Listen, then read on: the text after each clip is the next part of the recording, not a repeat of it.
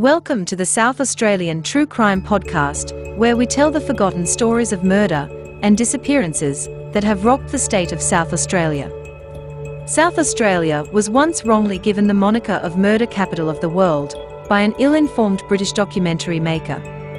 However, South Australia certainly is home to some of the more bizarre murderers and serial killers. All of the stories in these podcasts have been thoroughly examined and researched. If any of the South Australian true crime stories cause any issues with you, please contact Lifeline on 13 11 14 or Beyond Blue on 1300 22 46 36.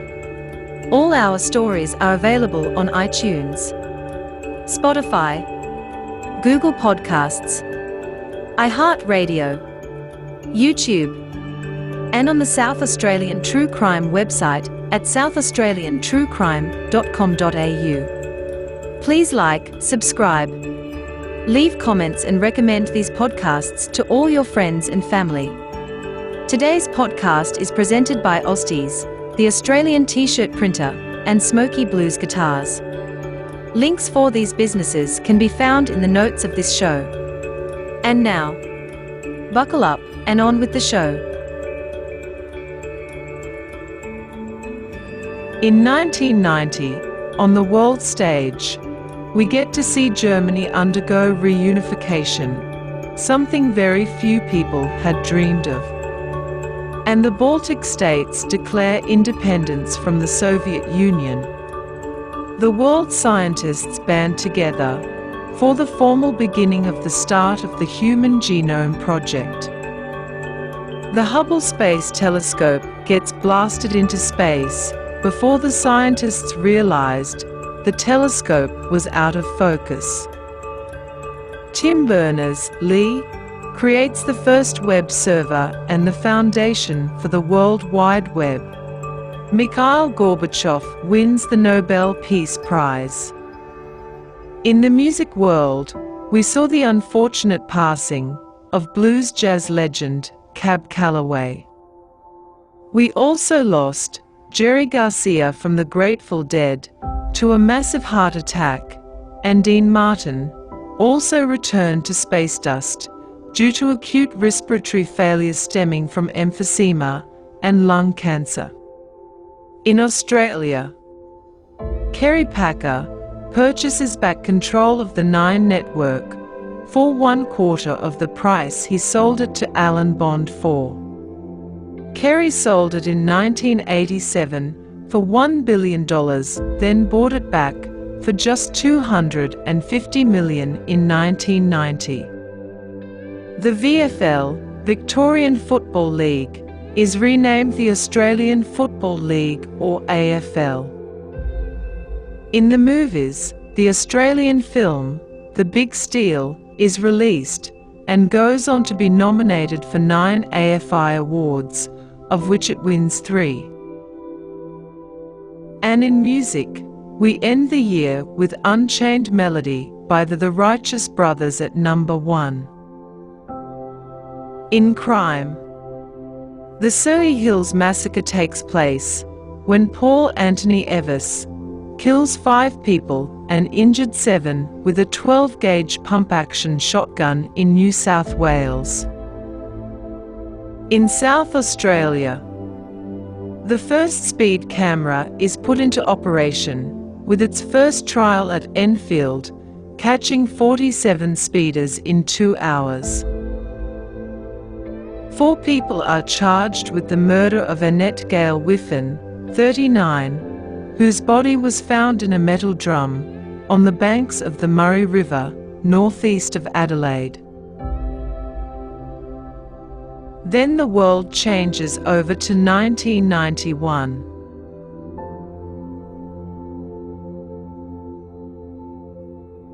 It was Sunday, January 6, 1991. For this time of year in Adelaide, it was unusually cold when the daily maximum only reached 22 degrees Celsius.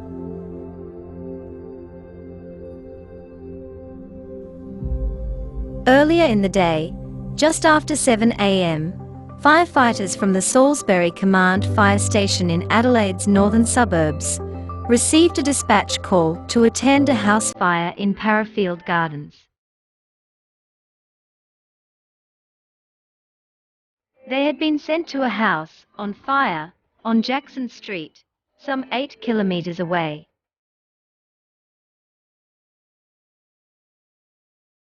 Jackson Street was your typical suburban street for this part of Australia. A quiet street with just 23 single-level houses on it, located 21 kilometers north of the centre of Adelaide. When the fire responders arrived at the address, they had found a house engulfed in flames. Once the firefighters extinguished the fire, inside the charred remains, the responders found a grisly scene that no one will ever forget. The mother of the house, 31-year-old Meradeth Pearce, was in her bedroom. She was bound and tied up to a chair. Forced into her mouth was a torn section of a blue towel. She had severe head wounds and an electrical extension cord around her neck, strangling her.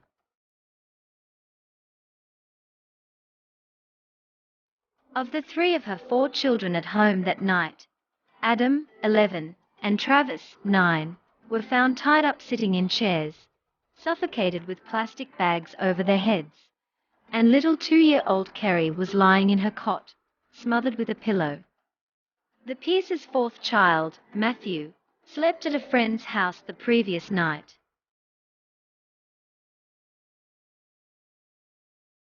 Forensic investigators discovered that the family had been killed well before the fire was set. There was an attempt to burn down the home earlier. Gas bottles were found, strategically placed around the house and a fire set, but no explosion. When that plan failed, someone then used petrol thrown around the house, then set the house alight.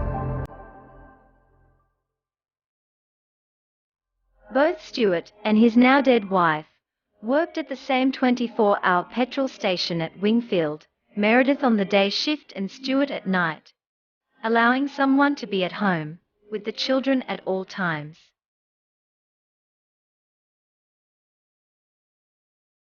This Sunday morning, Stuart had knocked off work at 6:50 a.m. as usual, and the person taking over from his shift did not notice anything unusual. Stuart owned and drove a souped-up Datsun 240K that was well known in the area, as it made quite a bit of noise when Stuart returned from work every morning at 7 a.m. When the police quizzed locals about this particular morning, no one could say they remembered hearing Stuart's car as they usually would. With Stuart still missing, a full-scale search was initiated. At the property, police discovered an underground bunker with 25 marijuana plants growing in it. Stuart's best friend Gary Austin, who lived in a unit in Pearce's backyard, had committed suicide just 4 months before.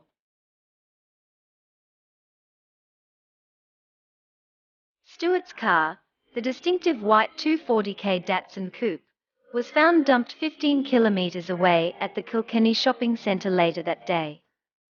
Meredith's blood was found in the car's boot and on a door trim, with the police believing that the blood was most likely transferred to the vehicle from Stuart.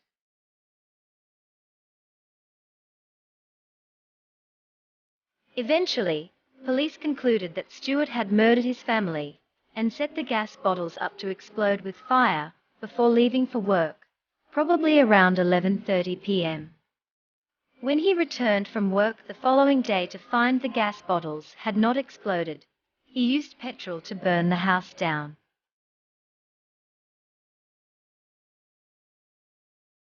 Over the next few months, several sighting reports to police came forth, including a few sightings of him in his hometown of Mount Gambier. They believed Stuart was attempting to hide out with friends in the area, but recognized by several locals. A member of the public spotted a man wearing a beige-colored uniform with the BP logo at a Port Augusta roadhouse on the day of the murders.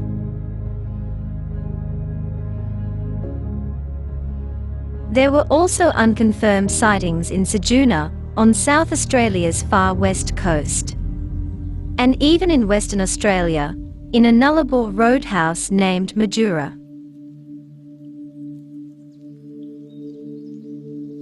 There was even a report from Canada that eventually turned out to be proven wrong. The last known sighting with any credibility was at the Westfield Knox shopping centre in Melbourne in 1996.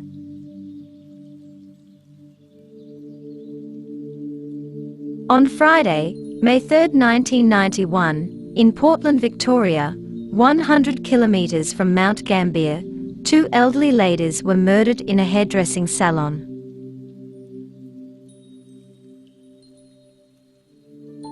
For a while, the murders showed signs it might have been Stuart, with the police believing that he had fled Mount Gambier and killed the women to steal the money from the till.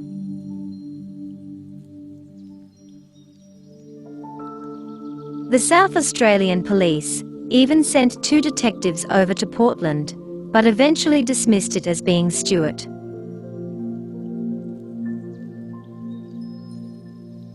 Matthew Pearce, the only surviving child, who was 8 years old, slept over at a friend's house the night of the fire, has lived a very rough life ever since those times.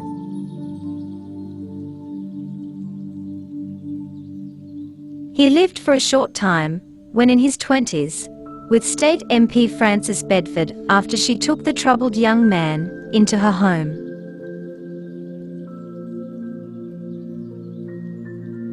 In 2002, he spoke to a reporter from the Adelaide Advertiser, stating that he believed his father to be innocent. He thought that whoever killed his family had been trying to get information from his mother and also killed his father, which is why he or his body has never turned up. In 2004, Matthew was jailed for criminal trespass after hiding for 4 hours in the ceiling of a toy shop. Matthew told the court he believed whoever had killed his family was now after him.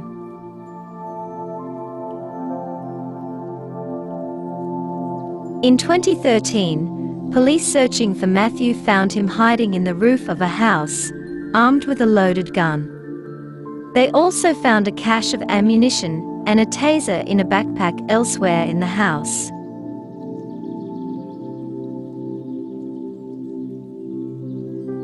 Psychiatric reports showed he suffered from paranoia, worsened by methamphetamine use. Again, he was jailed, this time for a 9-month non-parole period.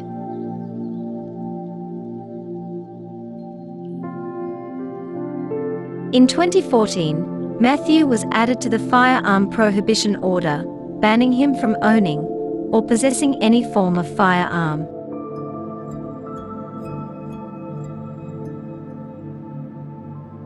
In 2018, Matthew became a member of the Common Sheroes Motorcycle Club and was arrested for dealing in large quantities of ice.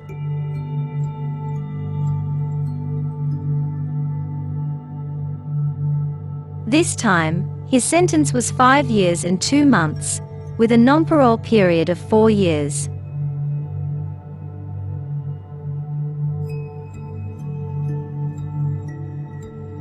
There is a $1 million reward for information leading to the finding of and conviction of Stuart Pearce. Thank you for listening to another South Australian true crime story.